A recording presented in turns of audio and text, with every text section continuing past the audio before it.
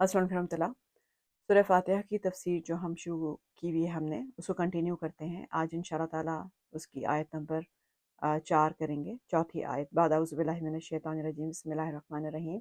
अल्लाह रब्बुल इज़्ज़त अगली आयत में सूरह फातिहा में फरमाते हैं कि इय्याका नअबुदु व इय्याका नस्तईन, कि जो इस आयत में असल में जैसे हमने पहले बात की थी कि सूरह फातिहा जो है वो डिवाइडेड है दो हिस्सों में, एक हम्द व सना का है और एक इंसान की दुआ का है जो अपने रब्बुल इज़्ज़त से अल्लाह से मांग रहा है। तो ये वाली जो आयत है ये कॉम्बिनेशन है दोनों का, कि इसमें एक पहलू जो है वो अल्लाह की हम्द व सना का है, इय्याका नअबुदु, कि हम सिर्फ तेरी ही इबादत करते हैं, और दूसरा पहलू जो है वो इंसान की दुआ है, व इय्याका नस्तईन, कि हम तुझी से मदद मांगते हैं।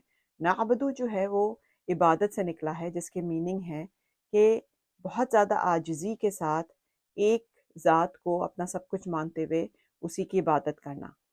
और नस्तईन का मतलब मदद मांगना, कि हम उसी से मदद मांगते हैं। तो असल में मतलब क्या हुआ कि हम ये कह रहे हैं कि हम तेरी ही इबादत करते हैं और तुझी से मदद मांगते हैं। अब यहाँ पे ये नहीं कहा गया है, उलमा फरमाते हैं कि इसकी जो तफासिर डिफरेंट आई हैं कि किस काम में हम मदद मांगते हैं और किस काम में हम किस तरह से हम किस मामले में हम इबादत करते हैं। तो इसमें क्योंकि ये आम है, ये जनरल है, तो इसका मतलब ये है कि हम हर मामले में तेरी ही इबादत करते हैं, हर पहलू से तेरी ही इबादत करते हैं और हर मामले में तुझी से मदद मांगते हैं, कि अल्लाह रब्बुल इज़्ज़त के सिवा कोई भी ऐसी ज़ात नहीं है जो मदद कर सके, जो हमारी इस्ताअनत कर सके। तो अल्लाह रब्बुल इज़्ज़त की ज़ात क्योंकि सिर्फ़ और सिर्फ़ इस लायक है कि हम उसी की इबादत करें और उसी से मदद मांगें। हदीस पाक का मफ़हूम है कि नबी करीम सल्लल्लाहु अलैहि वसल्लम ने फरमाया कि अगर तुम्हें शू लेसिस भी चाहिए तो अल्लाह से मांगो, अपनी हर हाजत अल्लाह के सामने रखो। देखिए, इसमें हमारे लिए बहुत बड़ी खुशखबरी भी है इस आयत में, ये कि हमें तमाम के तमाम गैर अल्लाह से हटा के एक अल्लाह की तरफ डाइवर्ट कर दिया गया है, एक अल्लाह की तरफ हमारा रुख बदल फेर दिया है, कि सिर्फ एक यही ज़ात है जिसकी तुम्हें इबादत करनी है और जिससे तुम्हें मदद मांगनी है। अब आप तसव्वुर करें कि कितनी आसान हो गई हमारी ज़िंदगी, कितनी ज़्यादा कि हम अपनी ज़बान से हम हर वक्त अल्लाह अल्लाह तो कहते हैं, लेकिन हमारा जो फ़ोकस होता है, जो हमें अपनी उम्मीदें हम किससे लगाते हैं? मखलूक से लगाते हैं, हम लोगों से लगाते हैं, कि मैं बॉस के आगे पीछे घूमूंगा तो मेरी प्रमोशन हो जाएगी, मैं लोगों से साथ फ़लाँ फ़लाँ जो है वो बहुत हाई स्टेटस का है, तो मैं उसकी बटरिंग करूँगा तो मेरी जो है वो मुझे फ़ायदा होगा। तो हम देखें कि हमारे असल में अंदर में है क्या, हमारा कितना यकीन, कितना एतकाद है अल्लाह की ज़ात पे, कि सिर्फ वही देने वाली है। किसी मखलूक में किसी किस्म की कोई इस्तात नहीं है, कोई कैपेबिलिटी नहीं है कि वो हमारी ज़रूरत को किसी भी तरह पूरा कर सके जब तक अल्लाह का हुक्म ना हो। लेकिन हैविंग सेड दैट, इसका मतलब ये नहीं है कि हम लोगों से हेल्प की एक्सपेक्टेशन ही ना रखें, क्योंकि देखिए लोग जो हैं वो ज़रिया बनते हैं, वो वसीला बनते हैं। ये दुनिया दारुल असबाब है।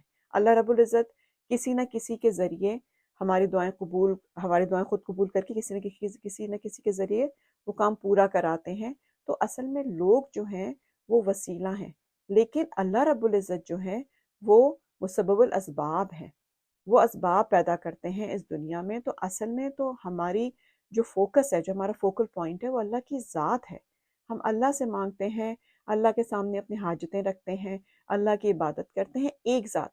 बहुत आसान ज़िंदगी हो जाएगी अगर हमारा ये एतकाद, ये यकीन हमारे दिल में उतर जाए। हम लोगों पे से अपनी नज़रें हटा के एक अल्लाह रब्बुल इज़्ज़त की ज़ात पे नज़र रखेंगे, तो हमारे लिए बहुत ज़्यादा आसान हो जाएगी। और इबादत जब हम ये कहते हैं कि इय्याका नअबुदु, कि मैं तेरी ही इबादत करता हूँ या करती हूँ, तो इसका मतलब ये है कि सिर्फ नमाज, रोज़ा, ज़कात, हज नहीं है, तमाम इबादतें, कि जैसे मैंने किसी के साथ अच्छे अखलाक बरते तो वो भी मैंने अल्लाह की खातिर किए, मैंने किसी की मदद की तो वो भी अल्लाह की खातिर की, मैं किसी के कोई काम आई तो भी मैं अल्लाह की खातिर आई। तो ये सारी हमारी इबादतों में काउंट होती हैं, कि मैंने अपनी पूरी ज़िंदगी का महवर एक अल्लाह की ज़ात को बना लिया और मैं अल्लाह की ज़ात से मांगती हूँ, अल्लाह की इबादत करती हूँ, उसी से मांगती हूँ। अब ये अल्लाह रब्बुल इज़्ज़त के इख्तियार में बिल्कुल है कि वो जिस तरह चाहे मेरी इबादत, मेरी दुआएं जो है वो कबूल फरमाए, मेरी हाजत पूरी फरमाए। तो यहाँ पे इय्याका नअबुदु व इय्याका नस्तईन एक ऐसा ایسی آیت ہے جو اگر ہمارے دل میں اتر جائے تو ہمیں بہت سے ناخداؤں سے نجات مل جائے گی، بہت سی مخلوق پرستی سے ہمیں نجات مل جائے گی۔ ہمارا یقین اگر اللہ کی ذات پہ ہو جائے، بہت خوبصورت حدیث ہے، میں نے پہلی بھی کلاس میں کوٹ کی تھی کہ حدیث پاک کا مفہوم ہے کہ اللہ رب العزت فرماتے ہیں کہ اگر تمام کائنات کے سارے جن اور انسان مل کر بھی تمہیں فائدہ پہنچانا چاہیں اور اللہ نہ چاہیں تو تمہیں وہ فائدہ نہیں پہنچا سکتے، اور اگر ساری کائنات کے تمام جن اور تمام انسان تمہیں نقصان پہنچانا چاہیں تو اگر اللہ نہ چاہیں تو وہ تمہیں نقصان نہیں پہنچا سکتے۔ تو الٹیمیٹلی اللہ رب العزت کے ہاتھ میں ہے ہر چیز، اللہ رب العزت کے اختیار میں ہے ہر چیز۔ ایاک نعبد و ایاک نستعین، ہم تجھی سے مدد مانگتے ہیں، کیونکہ ہم اسی سے مانگتے ہیں جو کر سکتا ہے، رائٹ؟ میں کسی چھوٹے بچے سے تو نہیں کہوں گی کہ میرا یہ فلاں فلاں کام کر دو، یا میرا یہ فلاں اسائنمنٹ پورا کر دو، یا مجھے جاب دلا دو، یا میرا یہ کام کر دو۔ نہیں، میں اسی سے کہوں گی جس کے اختیار میں ہے۔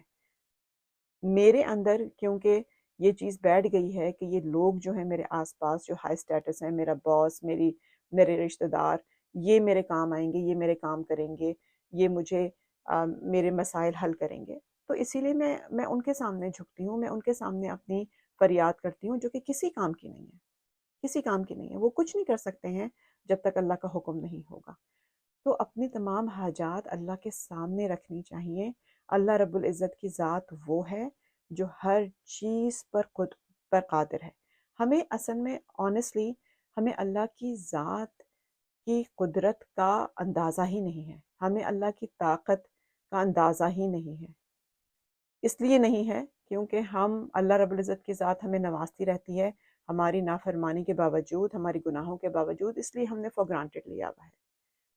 ایاک نعبد و ایاک نستعین، میں تیری ہی عبادت کرتی ہوں اور میں تجھی سے مدد مانگتی ہوں۔ یہ چیز ہمیں اپنے دل میں بٹھانے کی اشد ضرورت ہے۔ یہ ہمارے لیے بہتر ہے، ہماری مینٹل ہیلتھ کے لیے بہتر ہے، ہماری فزیکل ہیلتھ کے لیے بہتر ہے، ہماری ایموشنل ہیلتھ کے لیے بہتر ہے۔ جب ہم ساری دنیا سے، ہم کتنوں کے سامنے اپنی ضرورت پہ رکھیں گے، کتنوں کے سامنے ہم فریاد کریں گے، کوئی فائدہ نہیں ہے، ٹرسٹ می، کوئی فائدہ نہیں ہے۔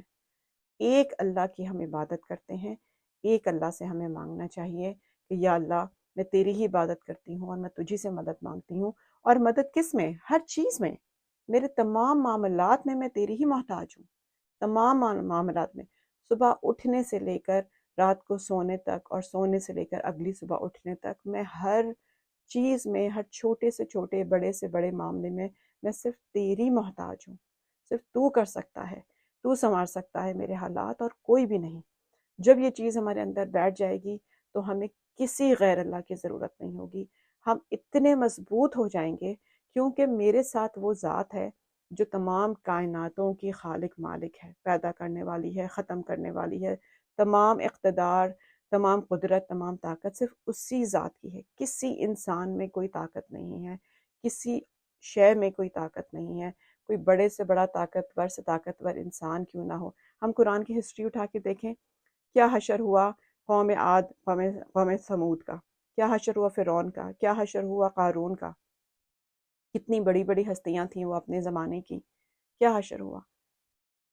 تو ہمیں یہ بات اپنے دل میں بٹھانے کی ضرورت ہے، دل سے یہ ماننے کی ضرورت ہے، صرف زبان سے ادا نہیں کرنا ہے، دل سے ماننے کی ضرورت ہے کہ ایاک نعبد و ایاک نستعین، کہ میں تیری ہی عبادت کرتی ہوں، میں کسی کے سامنے اپنا سر نہیں جھکاتی۔